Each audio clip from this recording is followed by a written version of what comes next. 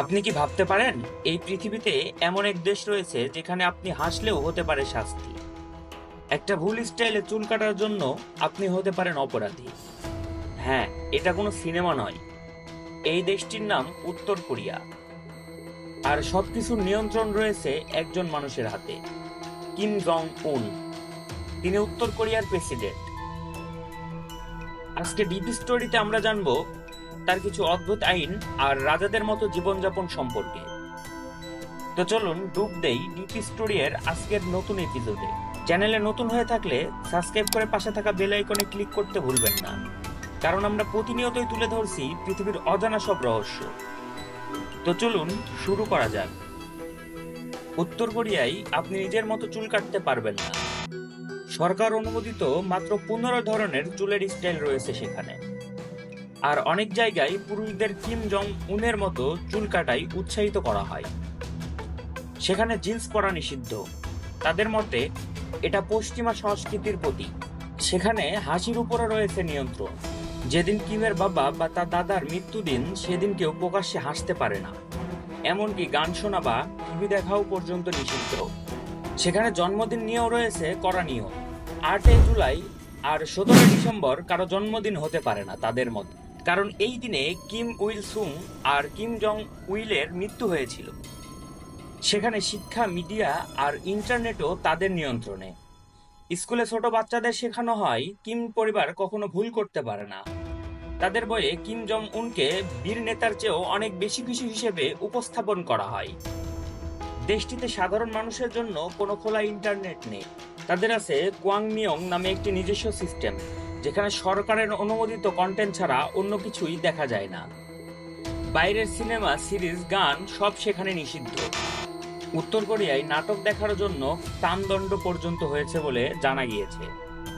এই দেশটি সম্পর্কে আপনার কি মতামত তা কমেন্টে জানাতে ভুলবেন না। কিম জং উনের জীবন যেন এক রাজপুত্রের মতো। যেখানে দেশের মানুষ ভাত খেতে পারছে না, সেখানে কিম জং উনের জীবন যেন রূপকথার মতো। তার রয়েছে 15টিরও বেশি প্রাসাদ, যার প্রতিটায় আলাদা swimming pool, private cinema hall, spa, এমনকি হেলিপ্যাডও রয়েছে। তার প্রিয় বাহনগুলোর মধ্যে রয়েছে Rolls Royce, Mercedes Benz, Lamborghini, যা সাধারণত কোনো দেশের প্রেসিডেন্টদেরও থাকে না।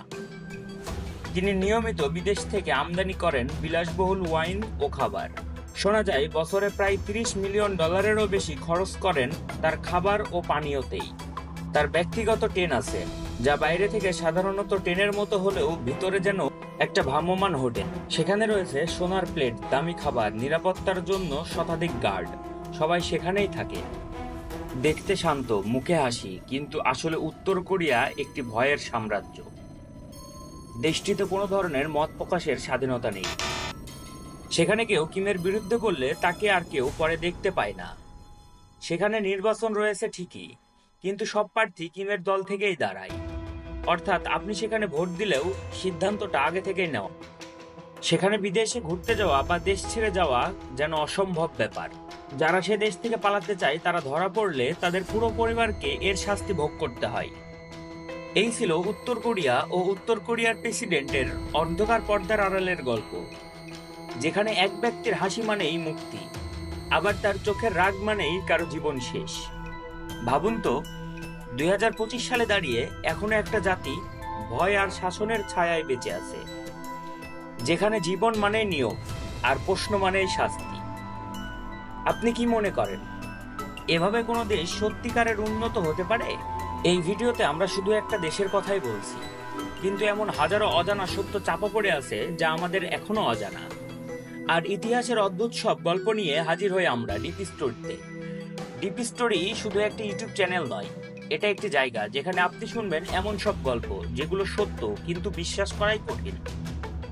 আপনি যদি এমন সত্যভিত্তিক, ইউনিক আর রহস্যে ঘেরা ভিডিও পছন্দ করেন, তাহলে এই চ্যানেলটি আপনারই জন্য। সাবস্ক্রাইব করে পাশে থাকা বেল আইকনে ক্লিক করতে ভুলবেন না, কারণ সামনে আসছে আরো বিস্ময়কর সব তথ্য যা বদলে দিতে পারে আপনার দৃষ্টিভঙ্গি।